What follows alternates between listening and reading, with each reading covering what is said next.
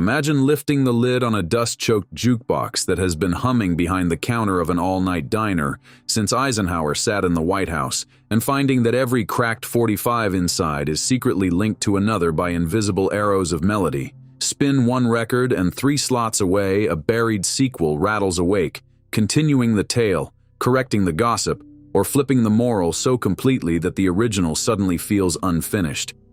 Most customers never notice the chain. They slap 2 quarters down, hum along to Marty Robbins bleeding out for love in El Paso, wipe the crumbs from their coffee cup, and drift into the neon night unaware that a pair of hidden follow-ups lie waiting in the grooves. That underground web of answer records stretches across every era of country music, whispered by vinyl collectors at midnight swap meets, and nodded over by road-worn disc jockeys on the graveyard shift.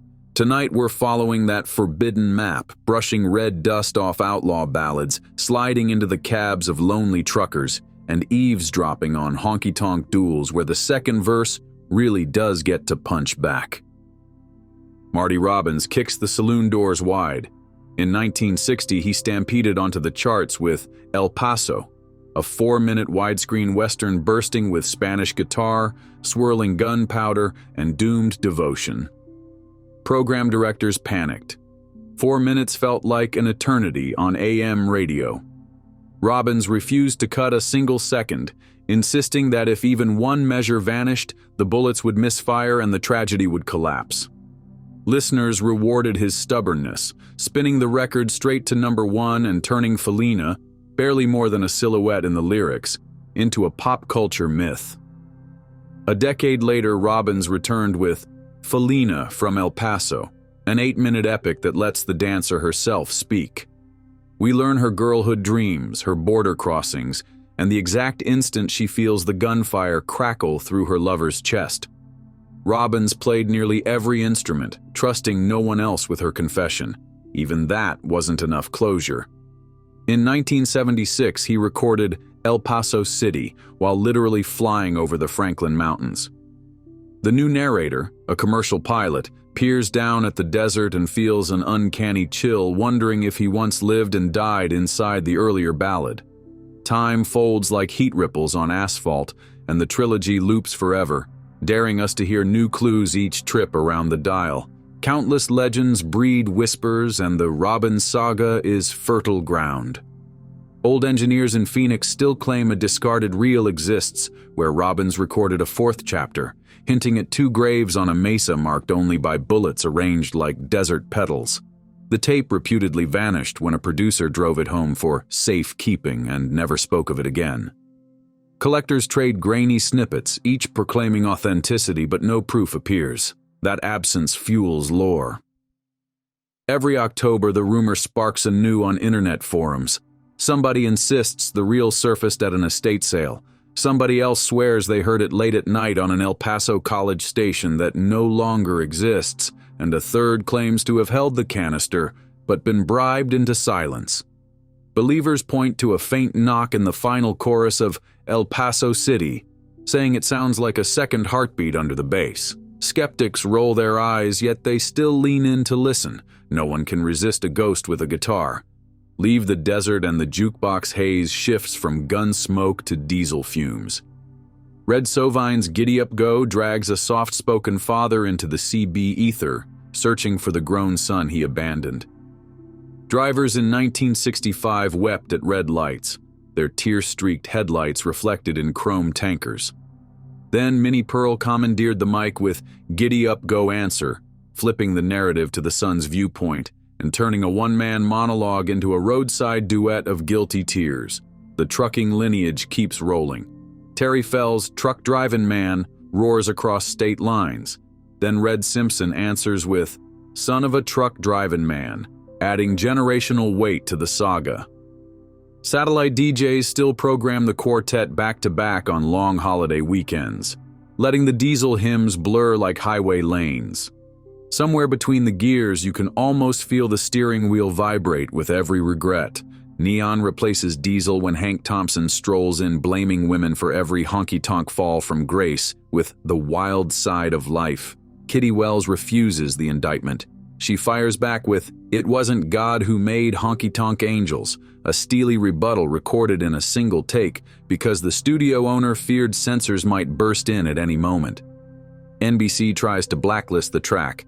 The Opry bans it, yet the public pumps nickels until the jukebox needles overheat. Wells not only becomes the first woman to top the country chart, she proves that answer songs can rewrite the rulebook. Years later, Webb Pierce pens Backstreet Affair, hinting at illicit rendezvous, and Kitty flips the script again with It's a Lovely, Lovely World, turning betrayal into empowerment. Modern streaming playlists pair all 4 tracks in deliberate sequence, and younger listeners marvel at the sass that hid beneath demure rhinestones. Gravestones rise when Lefty Frizzell drapes his velvet twang over long black veil, telling of a man hanged for a crime he didn't commit because confessing would expose a forbidden affair. The melody slinks like moonlight across tombstones, but Bobby Bare revs the hearse for a broader audience with Long Black Limousine, a spiritual successor where the hometown star returns only inside a polished casket and tinted glass. Cover artists chase the chill of those twin shadows every Halloween.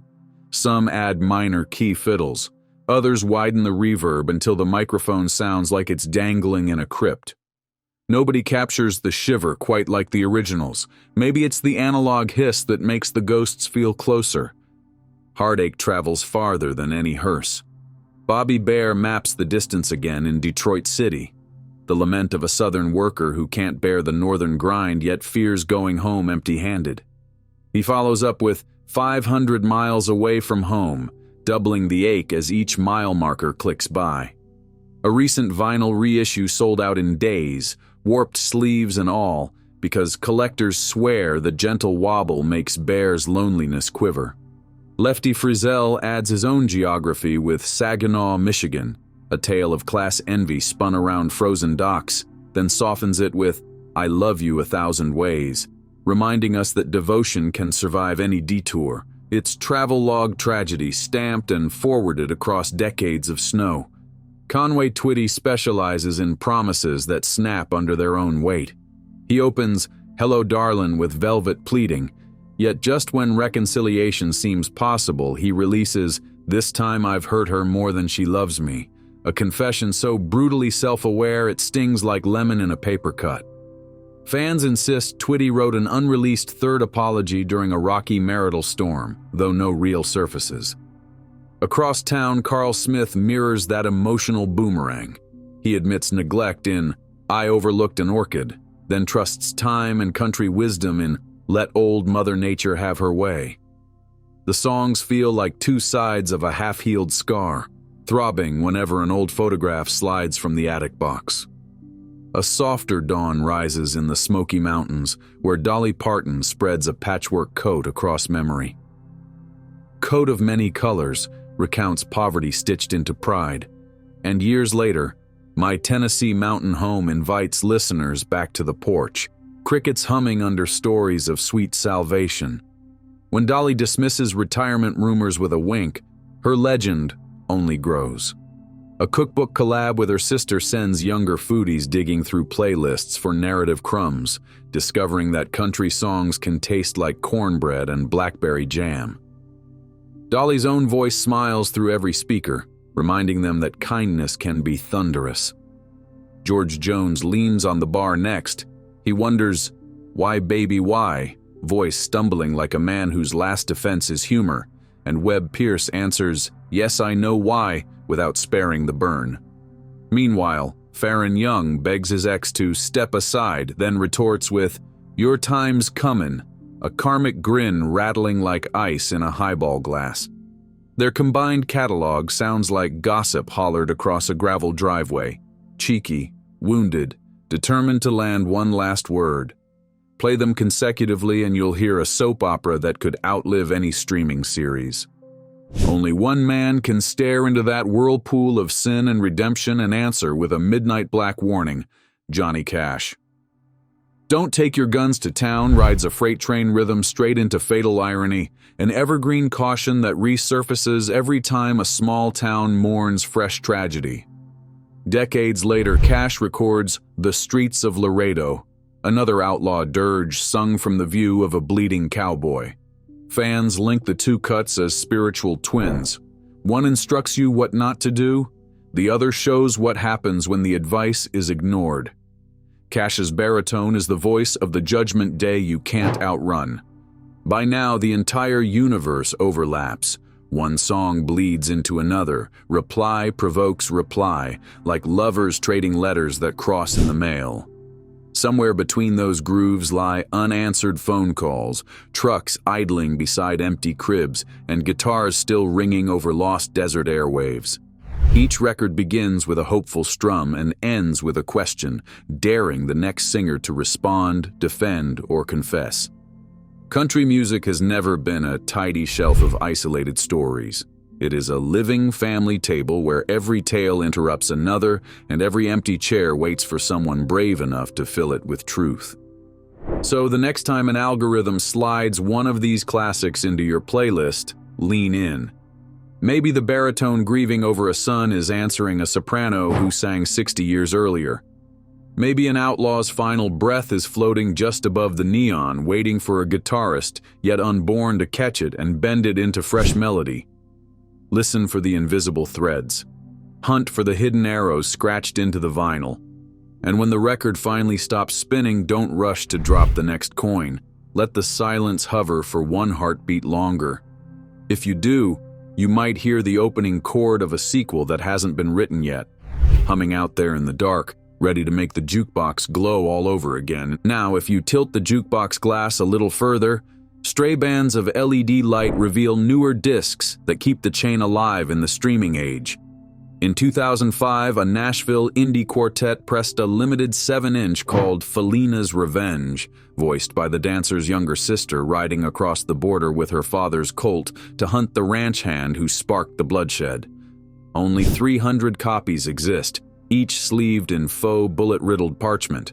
Within weeks, scalpers were charging triple on fan forums, and the band broke up before they could play a single tour date, leaving rumor to do the heavy lifting. Digital natives join the conversation differently. TikTok creators splice fragments of classic trucker laments with dashcam footage from snow-pelted delivery runs. The audio jumps from Sovine's Tremble to a Gen Z courier rapping a slapback reply, yet the emotional through-line stays intact. Loneliness, asphalt, and hope packed like cold sandwiches in a paper sack. One viral loop sampled Giddy Up Go over synth bass, then cut to Minnie Pearl's sorrow pitched 2 octaves down, the contrast hitting like a fistful of gravel on the windshield. Algorithmic platforms resurrect answer songs that never charted. A forgotten 1978 response to The Wild Side of Life, recorded by Hank Thompson's niece, under a pseudonym to dodge label politics, rocketed from obscurity after a feminist podcast used it as theme music. The track is raw, just motel bathroom acoustics and a single guitar, but those lyrics land like brass knuckles, naming every sideman who slipped wedding rings into bar ashtrays while blaming women for the mess. Cautionary ballads keep mutating. During a 2022 deployment, a U.S. soldier filmed a cover of Don't Take Your Guns to Town inside a laundry hut, goggles still strapped on. He swapped one line, trading guns for grief, and the video ricocheted across veteran forums. Mental health groups added captions, country radio spun it on Memorial Day, and the soldier ended up duetting with Cash's hologram at a charity telethon 6 months later. Not every sequel is sanctioned. In the late 80s, a tabloid alleged that a certain rhinestone icon financed early demos with poker tips. She denied it, yet an anonymous single titled Queen of Hearts and Diamond Chips implied the rumor was real. The B-side inverted the melody of Coat of Many Colors, casting the heroine not as innocent, but as a hustler stacking chips like quilt patches. Streaming data reveals a strange symbiosis. Every time Kitty Wells trends, Hank Thompson's numbers rise as listeners replay the provocation before hearing the rebuttal. A major label tapped young writers to craft modern replies to legacy hits. One workshop produced Swipe Right Darlin', a pop country clapback addressed to Conway Twitty from the woman who finally blocks his velvet apologies and drives off with her own chorus. Collectors chase the rarest layer of the chain, instrumentals that answer with nothing but chord changes. A 1963 pedal steel showcase titled Felina's Waltz hides the opening arpeggio of El Paso reversed and slowed to half speed. Only those who know the chords by heart spot the homage, but once you hear it, the desert wind seems to gust through every note. And then there are the songs that reply without ever being pressed. A streaming drama set in modern West Texas licensed El Paso City for its credits, then commissioned a throat-singing version of Felina for a climactic gunfight. Fan forums exploded, theorizing the producers were paving a breadcrumb trail toward a Robbins cameo in Season 2. Whether that cameo arrives or not, the speculation itself keeps the story's pulse alive, proving that in country music, rumor is just an unfinished verse. Academic musicologists now map these call and response constellations with software once used for DNA sequencing. They feed chord progressions, rhyme schemes, and production quirks into pattern recognition models that spit out neon webs connecting songs across decades. One study traced the suspended fourth that opens Long Black Veil through 5 decades of murder ballads, landing in a 2019 Americana hit about a vanished hiker. Interactive graphs light up like carnival midway bulbs, each filament representing another musical why.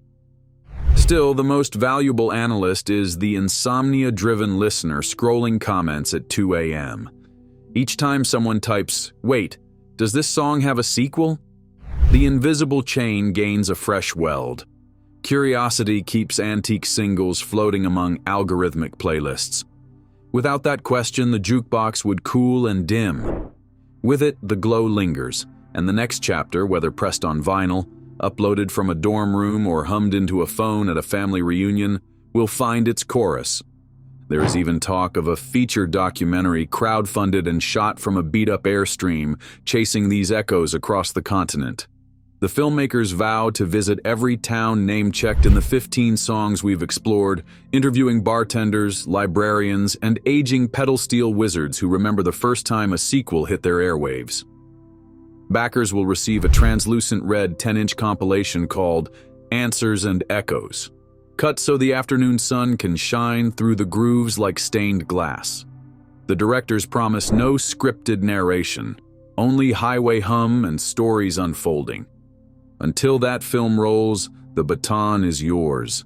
Fire up a playlist, seed it with the 15 songs that started our journey, and let the algorithm wander down every dusty spur line it can find. When an unfamiliar title flickers across the screen, don't skip it.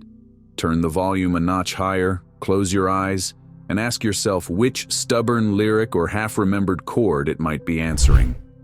If the link is obvious, smile at the serendipity.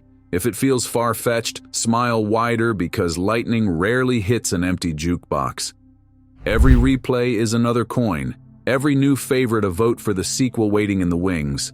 Share the discovery with a friend, and you'll forge the next invisible arrow stretching from their earbuds to some vintage turntable. Do it often, and the map grows, piece by stubborn piece, like county roads added to a midnight atlas. One night, decades from now, a stranger may press play on your favorite deep cut, feel a shiver, and trace the line straight back to you. That's how legends expand, stubbornly, through ears that refuse to forget.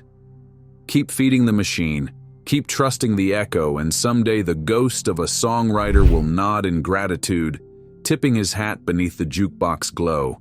Just because you bothered to listen, wonder, share, and press record. If you enjoyed this video, like and subscribe, and also click the next video shown on your screen.